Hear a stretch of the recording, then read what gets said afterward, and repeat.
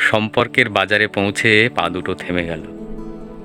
সম্পর্ক বিক্রি হচ্ছিল ওখানে খোলা বাজারে। আমি কাঁপতে কাঁপতে জিজ্ঞেস করলাম, কি কি দামে বেচছো ভাই এই সম্পর্কগুলো? দোকানদার জিজ্ঞেস করলো, কোন সম্পর্কটা বানাতে চান আপনি? বাবার না ছেলের, বোনের না ভাইয়ের? বলুন কোনটা চান আপনি? মানবতার না ভালোবাসার, মায়ের না বিশ্বাসের? বাবুজি, কিছু তো বলুন কোনটা চান? চুপচাপ দাঁড়িয়ে কেন? ভেবে বলুন। আমি ভয়ে ভয়ে বললুম, "উম, বন্ধুর।" দোকানদার ভিজে চোখে বলল,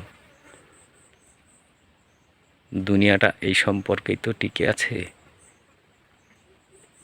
তবে মাফ করবেন বাবুজি, এই সম্পর্কটা বিক্রির জন্য নয়। এর কোনো দাম দিতে পারবেন না।